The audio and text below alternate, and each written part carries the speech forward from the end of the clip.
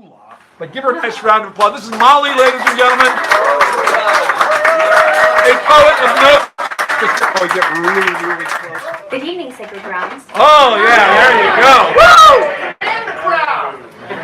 This is my poem, Silky Threads.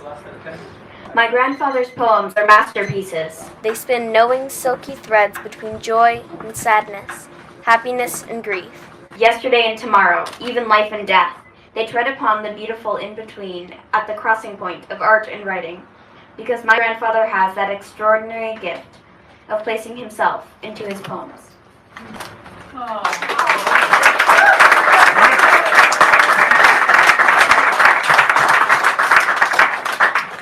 The second poem I have was actually written by my 4-year-old little sister, and it is called In Space. Space. If you know space, it's all in your mind. After all this time, we're in space.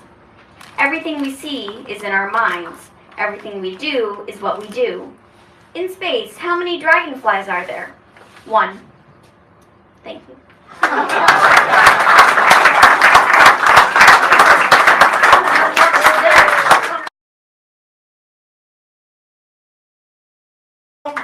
The parent of the talented child herself, a talent. And now this is your first time reading, right? I think it is. Oh yeah, come on, people!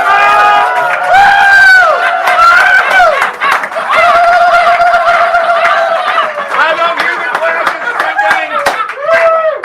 I love that. I was even going to preface this by saying I actually have an advanced degree in performing things, but this is my first poetry reading. So all right. I'm out of my medium. You just raised and our excited. expectations here. I know. Well, and how do I follow that kid? I know.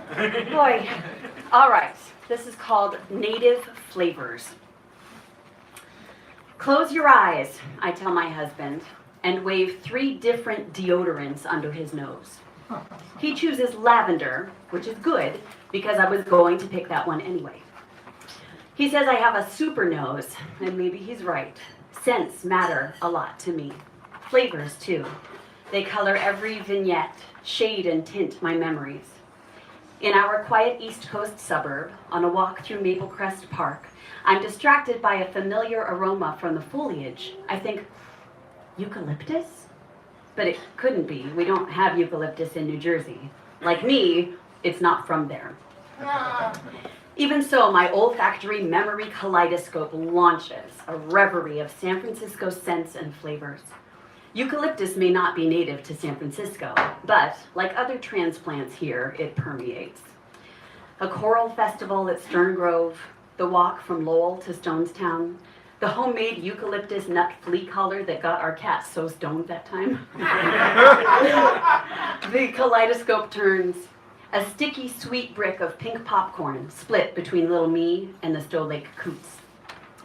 Picking between too many flavors at Bud's, at Double Rainbow, at Mitchell's, at Pollyanne's. Refried beans at La Rondalla, and the waitress there who didn't give me a menu because she thought I was too young to read. Stopping at Hippo Burgers after booster shots from the pediatrician on Van Ness, or maybe getting a Napoleon instead at the bakery next door. That's my choice. Yeah. Sunday morning strawberry waffles with Dad at Herb's on 24th Street, chatting up the waitress even though she was a Steelers fan. Fresh chocolate croissants from Le Petit Boulangerie, chicken burrito and Fanta red cream soda from Simon's, purple gooey tidal wave gum and Garbage Pail Kids from the corner store across from Fairmont Elementary. Warm frosted McDonald's raspberry Danish the morning after a sleepover at Ruby's on Cap Street. In high school, the 99-cent discount clam chowder at Neptune's just for Pier 39 employees. Discovering patchouli off Haight at the hole in the wall that also yielded the naked fairy riding a crystal necklace that I wore for years. The taste of mingled salt and vinegar chips and buttercream lifesavers in that first kiss under the ivy on the J tracks above Dolores Park. The flavors and aromas swirl on my nostalgia palate. Here I am in this city again, visiting with that husband and our 2 daughters. Most of those places are long gone. Yes, they are. It's not the city I left, and I'm not the girl who left it. Still, I know this. Eucalyptus may not be a San Francisco native, but I am.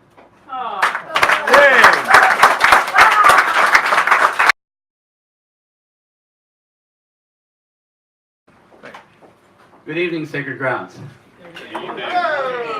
Theme of the night is couple. We're doing you one better with triple. I don't know, as Vanessa said, how do I follow that? I follow it with hot dog, $1, 2018 version. The rain came pouring down outside the Safeway store. I was paying for my groceries when I caught the scent of cooking meat only a few feet away. I don't know what kind of meat, and I probably never will. All I remember is that as I finished paying, I heard her shout out, "Hot dog! $1!" There she was in all her Safeway uniform splendor, a middle-aged Vietnamese woman in a predominantly Chinese neighborhood hawking the American dream. "Hot dog! $1!" she said again as people dribbled in and out through the store's main entrance. Sometimes a question. "Hot dog! $1!" Sometimes a statement of fact. "Hot dog! $1!" Sometimes a chronicle sign reading itself aloud to the gathering throngs. "Hot dog! $1!" Just enough to catch your impulse just before lunchtime. In my mind, this was the beginning of a Broadway song. I tried to imagine what notes would support her clear and honest voice, perhaps in the key of G. I imagined her being joined by a baritone voice and then a bass, all singing in the same refrain, "Hot dog, $1." I started to assign notes to other voices, an F, a D7, and other dominant and subdominant tones. I imagined the grocery checkers chiming in, and then the customers, one by one, and then in groups until everyone in the store was singing it. I imagined someone on the side singing in a complimentary chord scheme, pickle, relish, mustard, onions, ketchup, if that's the way you go. I saw the whole store form a singing group like the cast of Les Miserables. They were facing me as the build-up chords were played. One of them stepped forward and began, "Do you see the people shop, searching for bargains in the corn? Was there a Safeway in your neighborhood the day that you were born? Can you live on beets and beans? How about 20 pounds of rice? Buy by the trainload, but we still will uphold the price.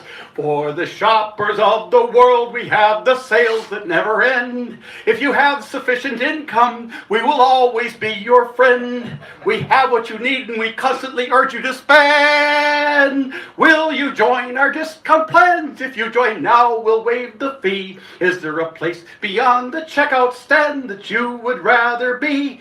What's the country's moving towards, things we can and can't afford, and all of our jobs that won't return from their trips abroad.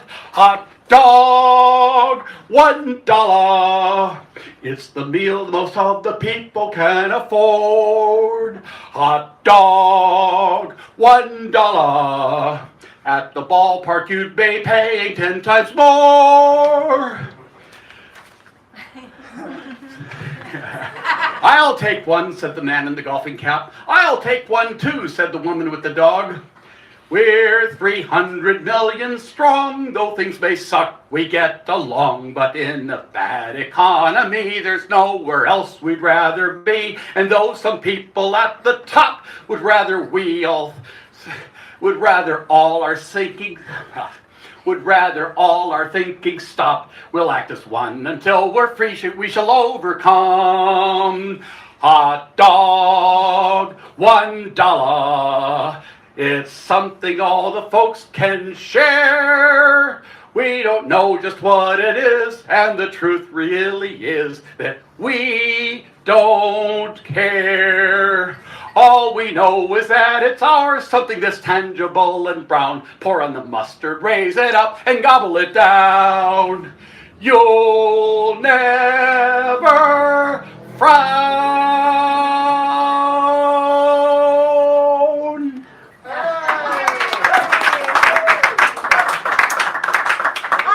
I realized that I'd been standing there in the middle of Safeway a little longer than I had intended. I looked around quickly to see if anyone had noticed me, but everyone seemed to be involved in their own business. I bought a hot dog from her and walked out into the rain. Are you ready to do that?